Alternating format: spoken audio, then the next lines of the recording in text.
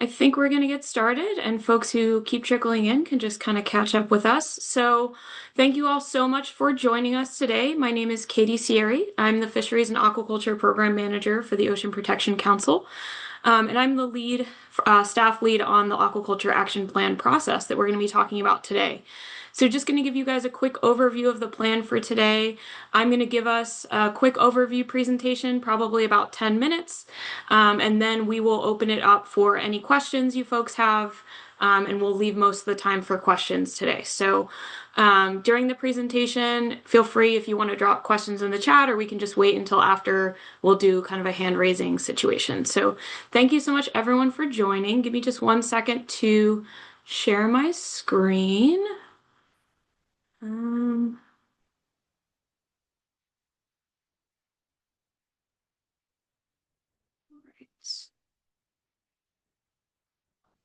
all right, here we go, everyone. So thank you so much for joining. Today we're going to be talking about the draft statewide marine aquaculture action plan. And I already introduced myself. So before we get started, just a few meeting agreements for when we have our discussion later. I'm sure we won't have any difficulty abiding by any of these. Just ask that we treat everyone with respect, kindness, and consideration, refrain from any demeaning, discriminatory, or harassing behavior in speech, communicate openly with respect for all of our participants, and really trust that hard conversations are present opportunities for growth. Be present if you're, asking a question. If you are able to turn your camera on and introduce yourself, or if you need to drop that question in the chat, please feel free to introduce yourself first. Let's try to stay on the subject at hand today. Try to speak from our own experience, and we welcome all forms of communication and engagement, whether that's, body language, you want to drop something in the chat, or you want to make a verbal comment. And let's really strive to be constructive today, try to bring problems and solutions. Okay, so with that, we'll just get started with a little bit of an overview of the action plan. So, as many of you know, OPC's mission is to protect California's coast and ocean by advancing innovative science-based policy and management, making strategic investments, and catalyzing action through partnerships and collaboration. And our actions are all guided by our 2026 to 2030 strategic plan, which you can view online or at that QR code there. And so our aquaculture efforts fall into Goal 4, which is to enable a sustainable blue economy that protects ocean health. And Target 4.1.6 of our strategic plan calls for the completion of a statewide aquaculture action plan by 2026.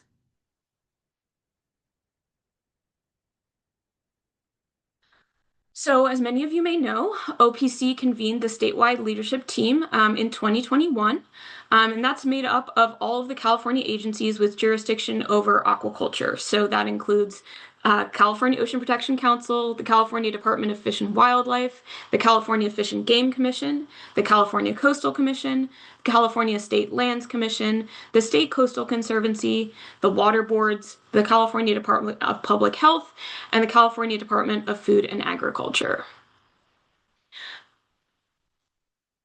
So just to give you a little overview of the process of development of the Aquaculture Action Plan so far and where we'll be going into the future, we'll talk about next steps a little bit later on. So in 2021, the leadership team and OPC released the guiding principles for sustainable marine aquaculture.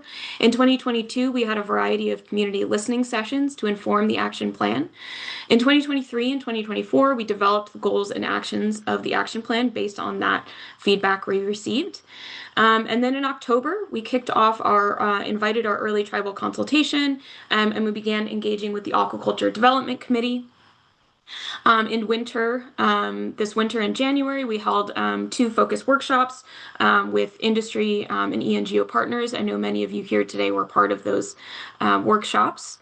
And then in March, we began tribal consultation and engagement with the Aquaculture Development Committee on the draft action plan, which I'm sure many of you have already read. And then on April 13th, we did release that draft action plan for public review and comment. And so on May 13th, we will conclude our public comment period on this draft, as well as tribal consultation and engagement with the Aquaculture Development Committee.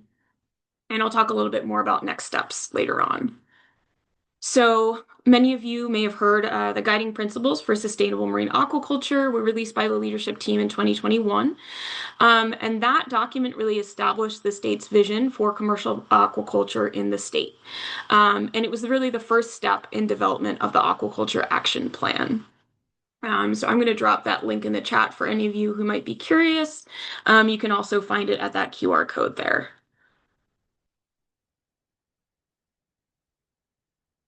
So OPC has now convened the leadership team to develop the Aquaculture Action Plan, building from the guiding principles and feedback heard during community listening sessions. And the goal of this is to increase coordination among state agencies and improve consistency, transparency, and efficiency in planning, facilitating, permitting, managing, and fostering sustainable marine aquaculture in the state. And so for the purposes of the plan, we're addressing marine algae and shellfish in marine waters, which is like estuaries, bays, submerged tidelands out to 3 nautical miles, and then addressing algae, shellfish, and finfish in land-based systems along the coast. And the plan is really focused on commercial marine aquaculture, which we are defining as aquaculture intended for harvest for sale. So the action plan is intended as a policy document, which will establish a framework for sustainable aquaculture development. It's not intended as a regulatory document. The action plan is organized into 3 goals, each of which has equal importance to establish the state's vision. And within each of these 3 goals, there are specific time-bound actions the state will take to reach that goal. It's good to note that many of these actions are cross-cutting and might hit on multiple goals.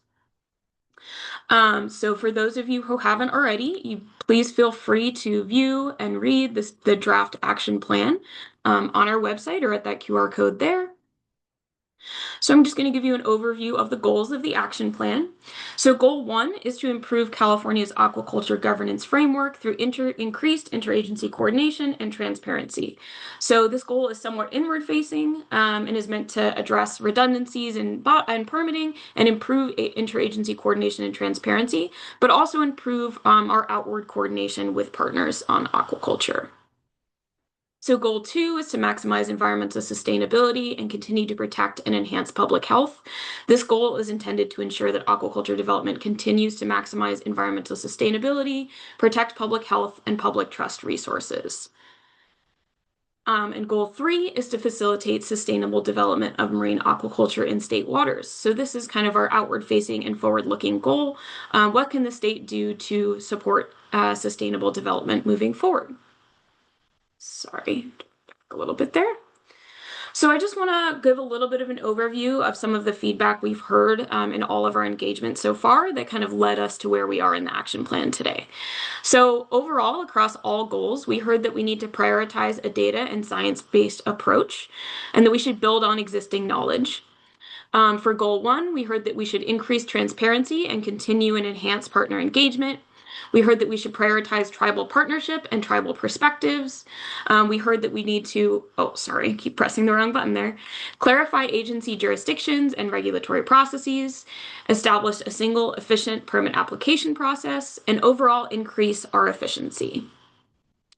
On goal 1, we heard that we need to evaluate and address environmental risks and impacts. We heard we should complete a programmatic environmental impact report. We should advance spatial planning, including identification of suitable and avoidance areas. We should prioritize water body quality and healthy water bodies. And we should use our monitoring data and emerging information to adaptively manage aquaculture projects. And in goal 3, we also heard that we should support pilot-scale aquaculture programs. So based on all of that feedback we've heard, we developed the draft action plan, which you all hopefully have had a chance to look at. So I just want to highlight some of the themes from the actions in each of the goals there. So in goal 1, we have an action around coordinating with tribes, the aquaculture development community, and other partners, improving interagency coordination on permit review, pursuing strategies for agency cost recovery, and improve capacity and efficiency for evaluating CEQA, developing a consolidated permit application process, and publishing a standardized aquaculture monitoring framework.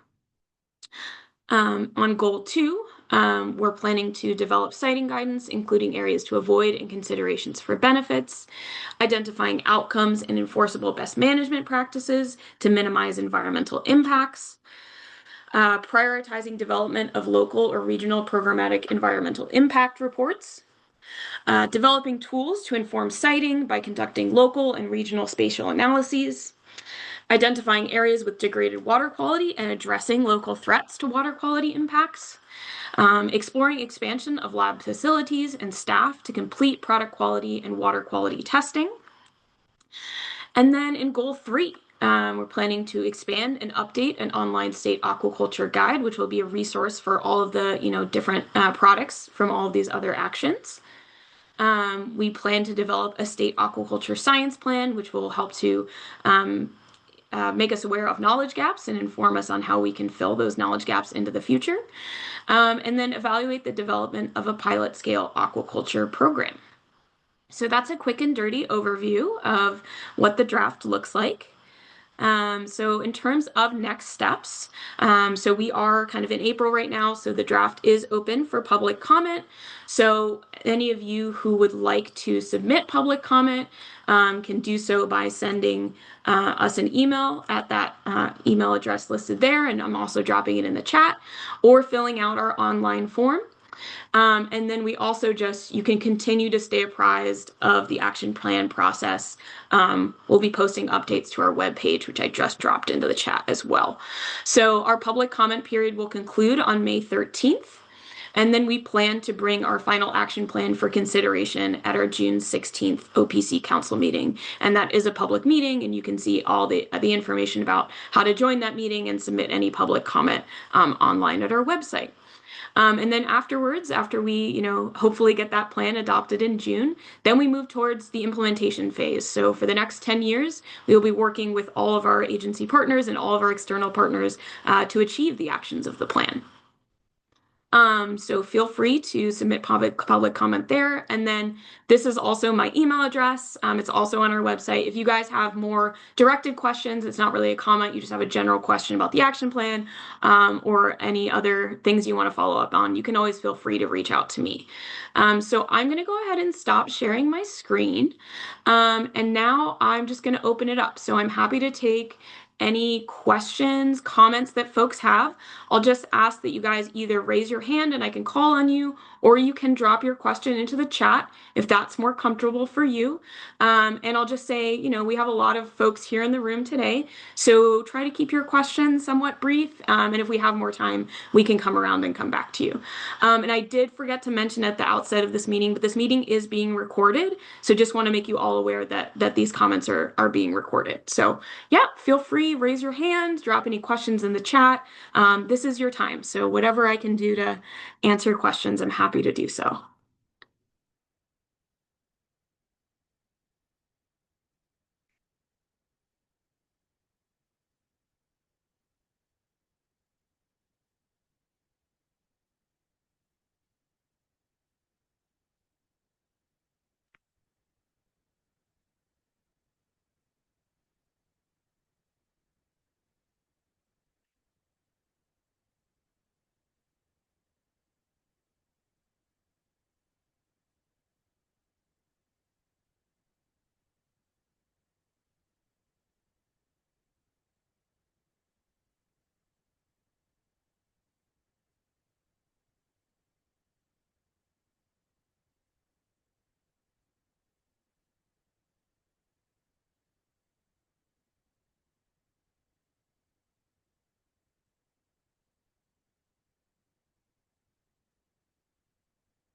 So seeing a question from Martin Mandel in the chat, how does Alta Sea and San Pedro fit into the action plan's goals?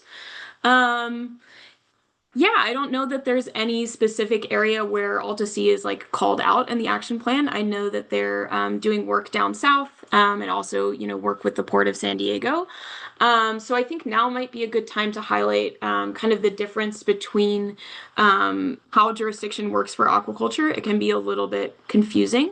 So the Port of San Diego is what we consider granted lands. And so the state and this aquaculture action plan doesn't really have express jurisdiction over the Port of San Diego and other granted lands like Humboldt Humboldt Bay, for example. And so there are certainly, lessons that could be learned from the folks at Alta Sea and any of the work they're doing, and they could potentially contribute to the aquaculture science plan. But this action plan will not have, state agencies do not have express jurisdiction over that area. I don't know if that's helpful, but I would definitely refer you to kind of the appendix section of the draft action plan has a lot of information about kind of the jurisdictions of aquaculture and the difference between like public lands and those granted lands. Of course. Happy to take any other questions that folks have.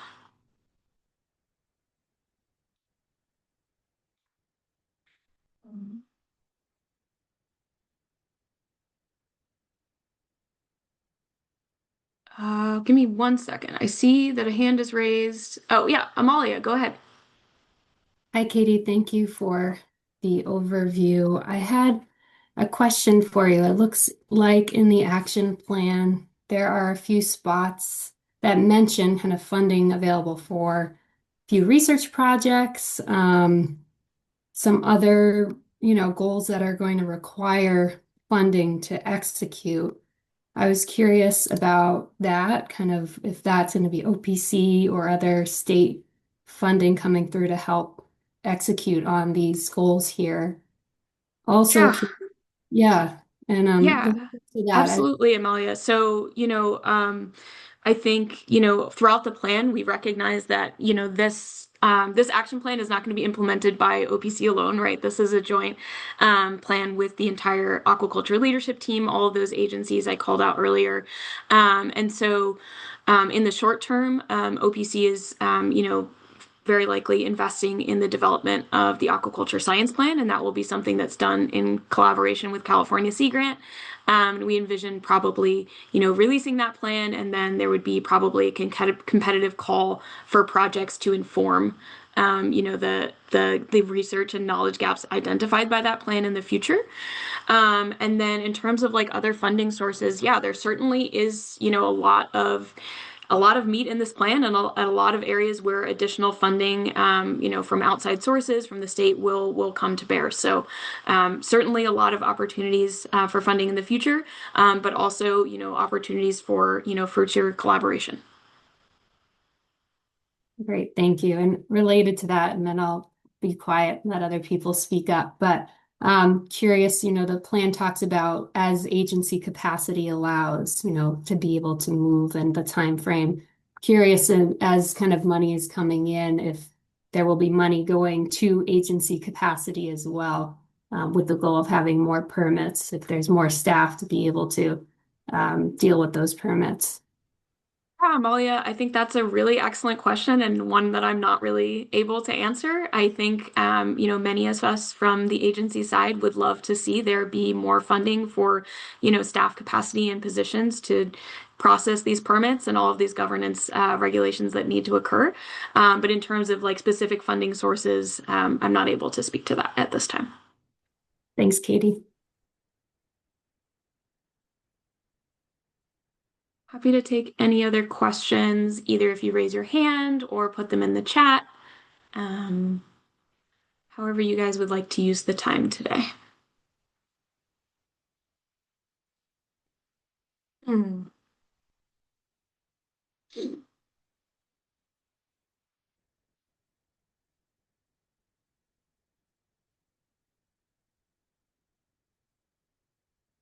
Okay, yeah, seeing a question in the chat from Laura. So, wondering how you would define the significant difference between the Aquaculture Action Plan and the guiding principles for sustainable marine aquaculture that OPC released several years ago. Yeah, so I would absolutely encourage you guys to take a look at the guiding principles. It's a little bit earlier up in the chat. That link is there. You can find it on our website. So, I would just say that the guiding principles were kind of like a first step to get all of our agency partners to convene and kind of establish our vision for aquaculture. Whereas the Aquaculture Action Plan is, kind of a continuation of that effort, and it lays out a very, concrete plan for actions that the state needs to take to achieve our vision. So the guiding principles are just that. They're guiding principles, they're fairly high level, whereas the action plan really does have those specific actions that we intend to take. Hopefully that answers your question. Great.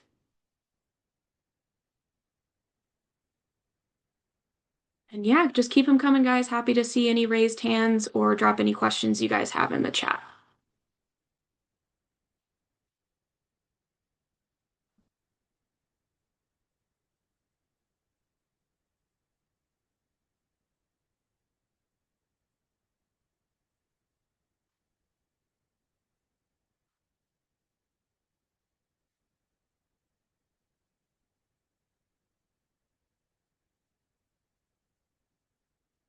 And just a reminder for any of the folks who are just joining us, you can definitely take a look at some of the links I shared earlier in the chat. And just keep in mind that our meeting today is being recorded. So we're welcoming any questions or comments either in the chat or if you want to raise your hand, we can take questions that way.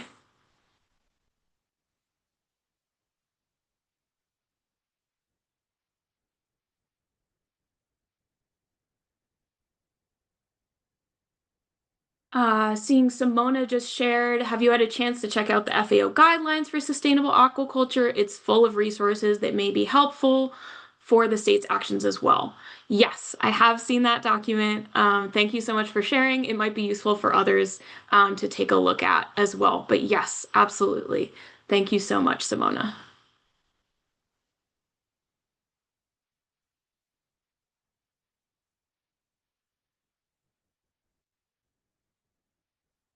Aubrey Fowler, can you please speak to how measurable ecological thresholds are set and who does that? Aubrey, happy to have you come off mute if you want to expand a little bit on that question. Um, so I think probably you would be speaking towards kind of like actions in goal two. So we do have actions in goal two around, let me just pull it up so I make sure I'm not misquoting. Developing aquaculture siting guidance, developing kind of like these best management practices, and then developing these local and programmatic environmental impact reports. And so I don't know that I can speak exactly to your question yet, other than that will be something that's considered by our agency partners and whatever outside partners we use to complete that work, and will certainly be informed by, good science and a robust public process. Okay. I'm seeing another question from Lisa Sherman. On the tribal side, what are some of the actions planned? I am a representative of the Lipe Nation of San Ysabel. I was not in some of the conversations. Yeah, Lisa. So in terms of tribal action specifically, I would call you to Action 1.1 in the plan, which emphasizes that coordination with tribes throughout action plan implementation is a priority. We also are actively engaging in tribal consultation. So if your tribe would like to request tribal consultation, you can do that directly with OPC, and we can set up meetings. Or if you're more comfortable, we're happy to have you submit public comment. I don't know if that answered all your questions, but if people have follow-ups, please feel free to put them in the chat or raise your hand.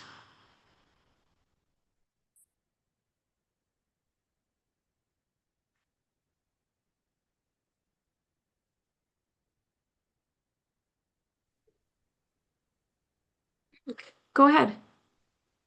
Hi, this is Mark Fina. I'm with the California Whitefish Producers.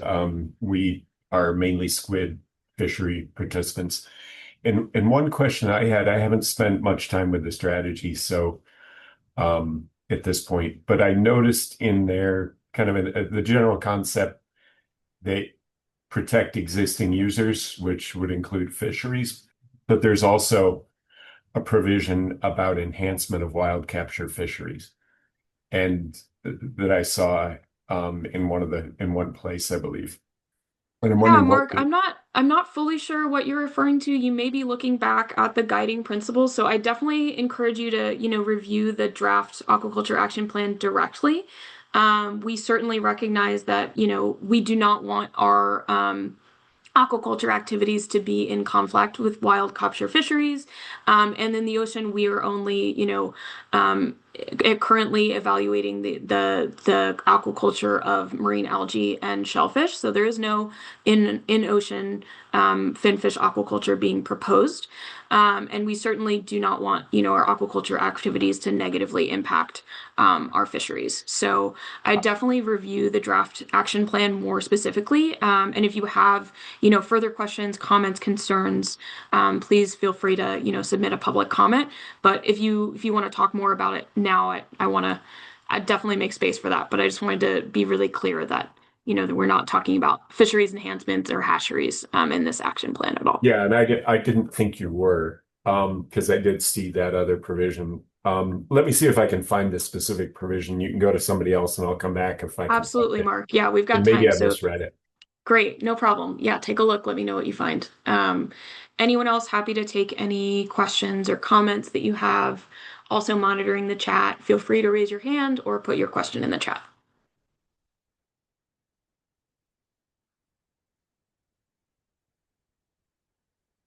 So I found the provision in Yeah, the go ahead, back. Mark.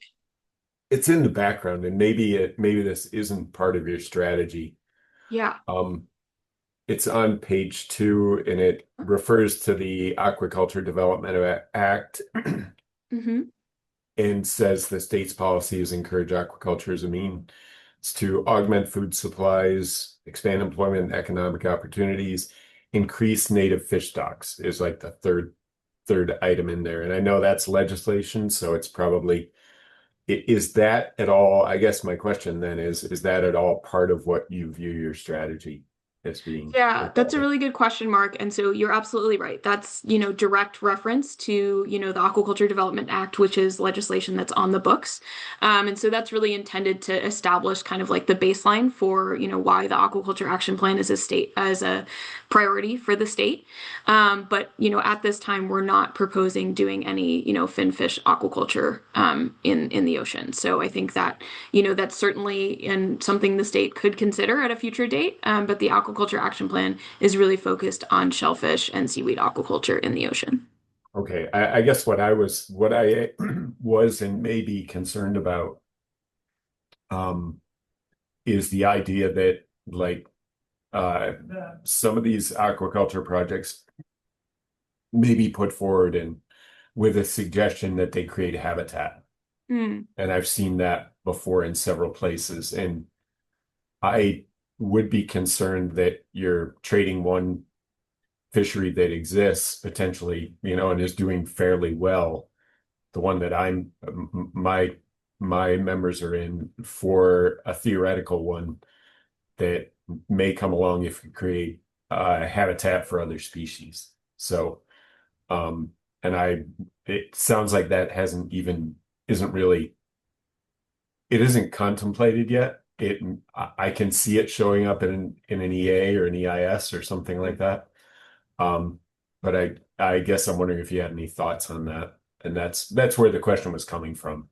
Yeah, absolutely, Mark. I don't know if I have any kind of like direct comments. Just want to let you know, Randy, adding some great context there that the Aquaculture Development Act is also in terms of like enhancing fisheries, also includes kind of like inland aquaculture, freshwater fisheries as well. So it's a pretty broad act. We're really focusing on marine aquaculture here.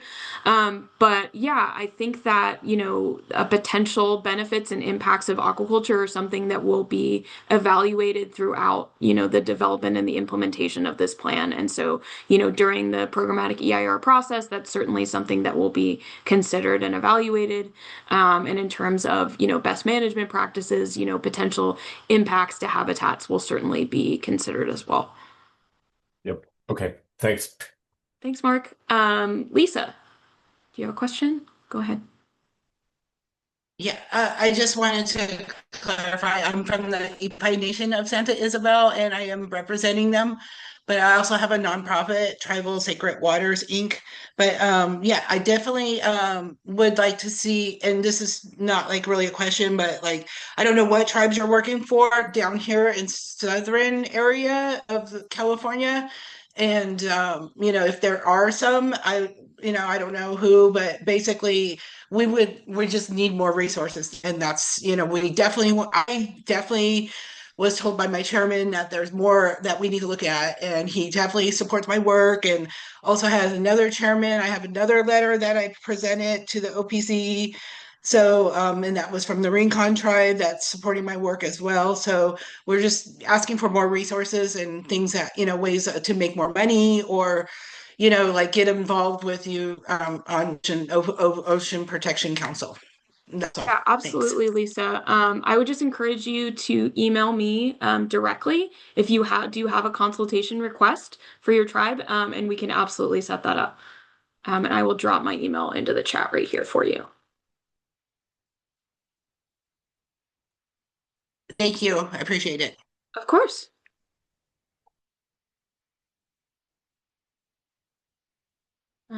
Yep, feel free to raise your hand, folks, or drop any of your questions into the chat.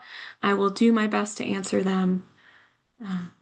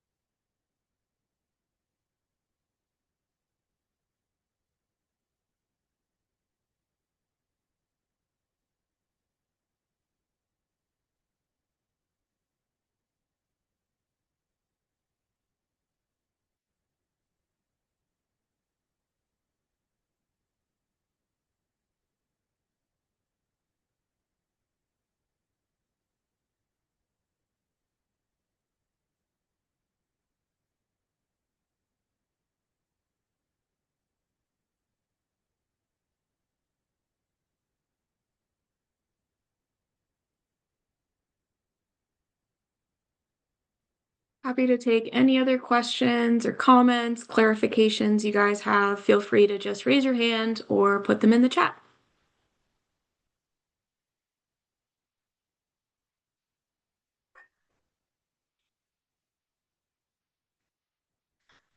Laura, go ahead.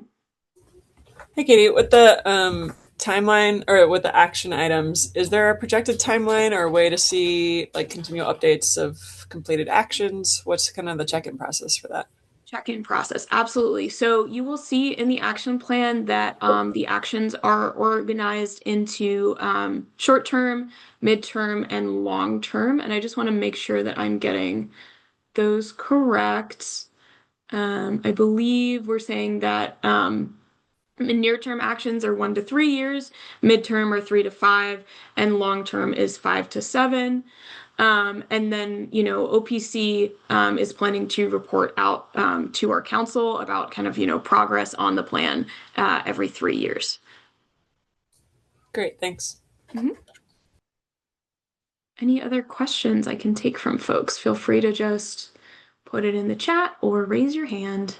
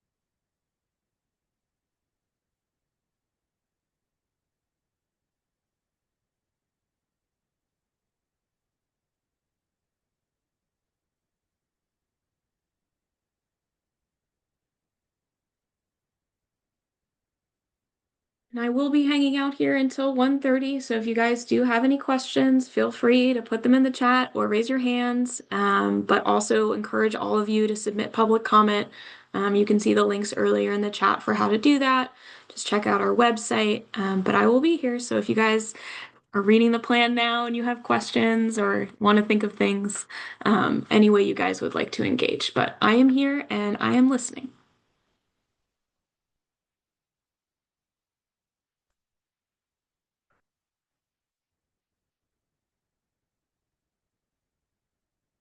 Otherwise, if you guys are signing off, have a great Friday, have a great weekend. Thank you for joining, but happy to stay. Take any other questions you have. You're welcome, Martin. Thank you for joining us.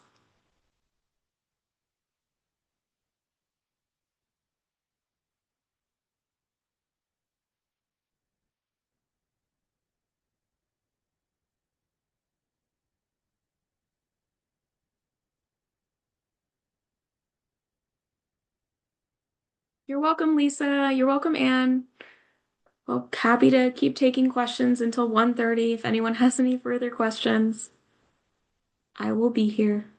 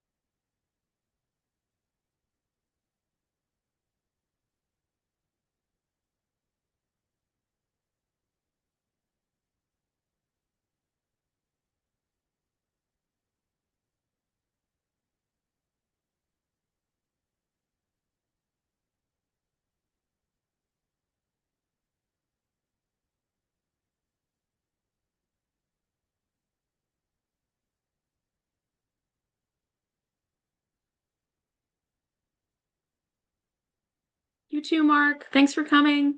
Feel free to reach out if you have any other questions.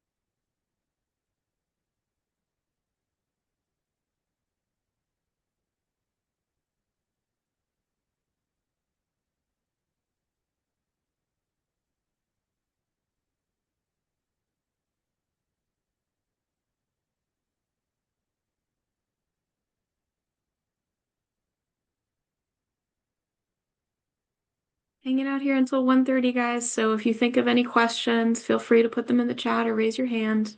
Otherwise, I'll just let you guys have your quiet time.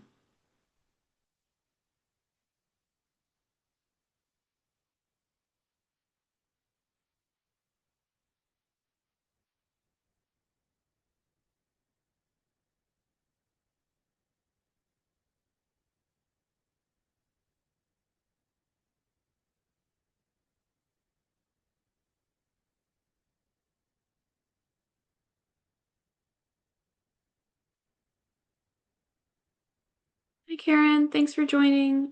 Lots of folks have hopped off, but if you have any questions, feel free to raise your hand or drop them in the chat.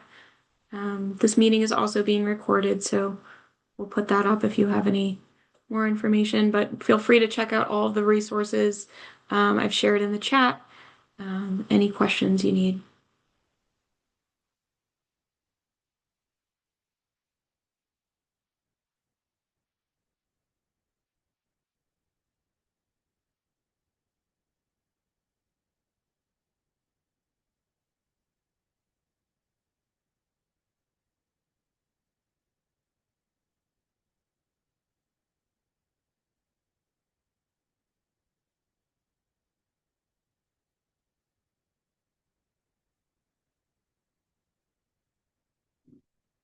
Thank you.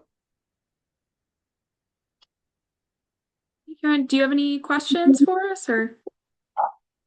No, I'm good. Thank you. Sorry, I've had another meeting and I just able to join now. No problem, no problem. But if you have any questions, I'm here and no one else is asking questions, so happy to answer them. Okay. Thank you.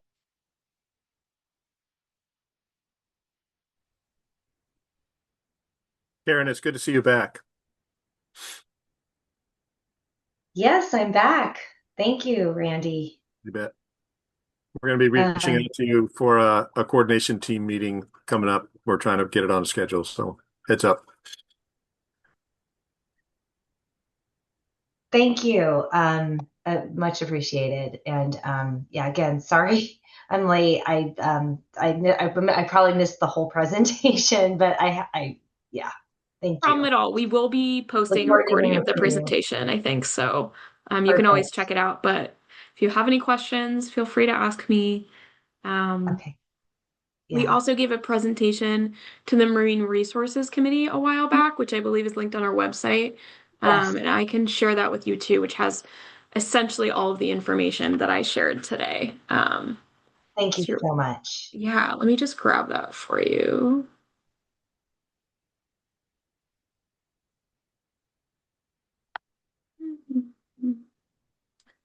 Yeah, so this is kind of the posting of the presentation that we made and then also the video recording.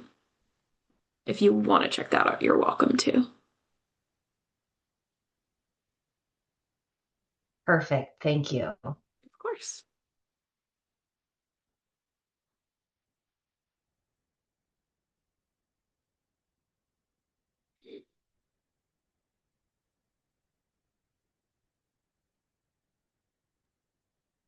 Well, I'm not going to make you stay on for me. So nice job, Katie. Thanks for Thanks, everything. Randy. Yeah, you bet. Have a great day. You too. Bye-bye. Thank you. Yeah, I'm sorry I missed the presentation and joined really late, but I thank you for that link and now you've given me this other presentation. So I'll just wait to see this one being recorded and I don't need to keep you if nobody else has anything so you Yeah, could no end the problem. I mean, I'm meeting. hanging out as long I said this was until 1:30, so I'm hanging out if folks come in late for questions, but if you have any questions, feel free to share. If you want to hop off, that's totally fine. Have a great weekend. So nice to chat. Yeah, you too. Yeah, you too. And sorry, I'll just introduce myself even though we're being recorded. But so I'm with NOAA's Great Air Farallones and Cordell Bank National Marine Sanctuaries. We have it's expired, but we have an agreement with the state on how we consult on aquaculture projects. So I'll be the point person for this plan and on that consultation and Randy had mentioned that he's going to reach out, so that's me. Yeah. I'm represent, this is for the whole state, so it's me. There's not that many of us Yeah, left and at the Karen, if you want sanctuary. to set up, a more focused like one-on-one meeting once you've had time to review or you have any questions about the draft plan, Yeah, we're happy to set up, a direct meeting to just kind of talk through that's less of a public listening session and more of a fantastic. one-on-one. Yeah.